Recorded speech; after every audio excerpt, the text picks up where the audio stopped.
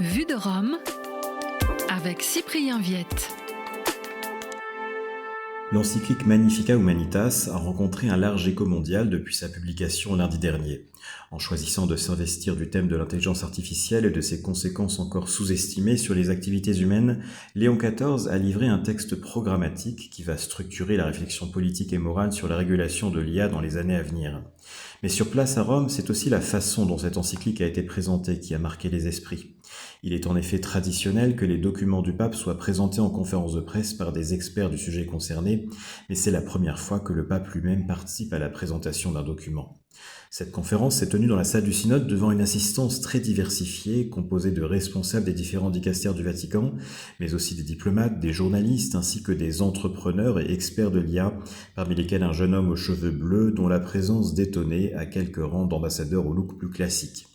La présence à la tribune d'un jeune pionnier de l'IA, l'entrepreneur canadien Christopher Olah, a beaucoup intrigué et intéressé. Ce cofondateur de la société Anthropic, dont la fortune personnelle est estimée à 7 milliards de dollars, est aussi un chercheur en interprétabilité de l'IA, conçu comme un système proche du réseau neurologique humain.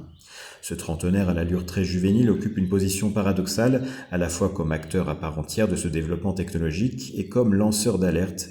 Il pointe le risque d'une IA sans garde-fou, sans limite, et refuse notamment son usage létal dans un cadre militaire.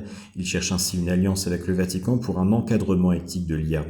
Mis à part lui, 2 théologiennes et 3 cardinaux ont pris la parole devant un pape très attentif à chacune des interventions et qui a prononcé un discours conclusif invitant à désarmer l'intelligence artificielle. Chacun a remarqué sa bonne entente avec le cardinal Pietro Parolin, son numéro 2, qui animait cette conférence, et la façon presque communautaire dans laquelle le pape s'est intégré dans cette conférence. Un signe qu'au Vatican au moins, la réflexion sur l'IA mobilise en tout cas beaucoup d'intelligence humaine. Vue de Rome.